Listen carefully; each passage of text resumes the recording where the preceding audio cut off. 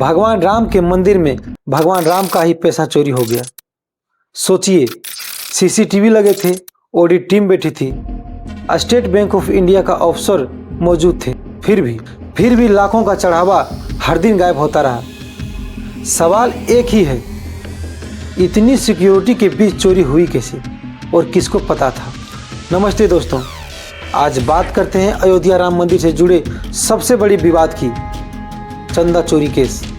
अयोध्या में राम मंदिर की प्राण प्रतिष्ठा हुई थी 22 जनवरी 2024 को। हमारे राम आ गए। हर दिन लाखों श्रद्धालु आते हैं, कोई किसान, कोई मजदूर, कोई माँ जो घर के खर्चे से बचा करके पैसा लाई। चढ़ावा इतना चढ़ा कि गिनने के लिए 200 मीटर दूर एक अलग सिक्योर काउंटिंग रूम बनाया गया। सीसीटीवी लगे थे, एसबीआई के साथ ओएमयू हुआ, काउंटिंग स्टाफ की भर्ती हुई। लेकिन जून 2026 में सब बदल गया। 7 जून को यह मामला पहली बार सार्वजनिक हुआ।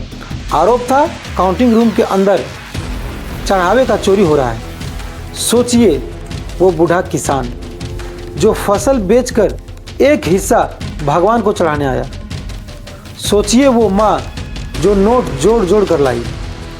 उनका विश्वास था कि पैसा सीधा भगवान तक पहुंचेगा, लेकिन आरोप है कि यही पैसा कुछ हाथों में बट रहा था। आप सोच रहे होंगे कि ये पकड़े कैसे गए, तो जवाब है हिडन कैमरा। ट्रस्ट और एसबीआई के कुछ अफसरों को शक हुआ, चुप तरीके से काउंटिंग रूम में अतिरिक्त कैमरे लगाए। फुटेज देखी गई और जो सामने आया उसने सबको चौंका दिया। फुटेज सामने आने के बाद उत्तर प्रदेश सरकार ने विशेष जांच दल यानी एसआईटी बनाई। एसआईटी की शुरुआती रिपोर्ट के आधार पर 25 जून 2026 को एफआईआर दर्ज हुई और 29 जून को अयोध्या के अदालत ने 8 आरोपियों को 14 दिन की न्यायिक हिरासत में भेजा। बरामदगी की बात करें तो करुणेश पांडे ने करीब 18.7 रुपये, अनुकल्प मिश्रा ने करीब 16.82 लाख रुपए, लवकुश मिश्रा करीब 14.25 लाख रुपए और रामाशंकर मिश्रा ने करीब 7.5 लाख रुपए। रामाशंकर यादव उर्फ टिन्नू ने करीब 1 लाख रुपए। सबसे बड़ी बरामदगी हुई मुख्य आरोपी अविनाश शुक्ला से करीब 20.39 लाख रुपए नगद, 1121 अमेरिकी डॉलर, करीब 11 ग्राम सोना, 375 ग्राम तक गहने। 2 जुलाई को अविनाश शुक्ला को 24 घंटे की पुलिस रिमांड पर ले लिया गया।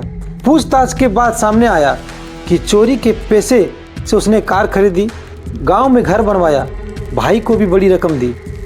सूत्रों के मुताबिक बताया कि साथियों की मिली भगत की वजह से पकड़े जाने का डर नहीं था।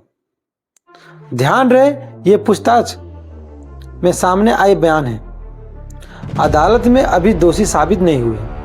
अब सवाल यह है कि सिस्टम फेल कैसे हुआ। मीडिया रिपोर्ट्स बताती है कि काउंटिंग स्टाफ की भर्ती में प्रॉपर इंटरव्यू प्रोसेस पूरी तरह फॉलो नहीं हुआ। कई कर्मचारी आपस में रिश्तेदार या करीबी निकले। एसबीआई ने पहले भी स्टाफ बदलने का सुझाव दिया था, लेकिन ट्रस्ट के वरिष्ठ पदाधिकारियों ने इसे स्वीकार नहीं किया। सूत्रों का दावा है कि कुछ रिपोर्ट्स यह भी कहती है कि ट्रस्ट को गड़बड़ी की भनक पहले से थी, फिर कार्रवाई में देरी हुई। यह आरोप है अभी तक स्वतंत्र रूप से पूरी तरह साबित नहीं हुआ। यह पहला विवाद नहीं है। प्राण प्रतिष्ठा के महीनों बाद रामलला का मुकुट गायब हुआ था। बाद में वो एक पदाधिकारी के करीबी के पास बरामद हुआ। फिर मंदिर के लिए जमीन खरीद पर सवाल उठे। 2021 से जुड़ा यह विवाद अभी तक सोशल मीडिया पर चर्चा में रहता है।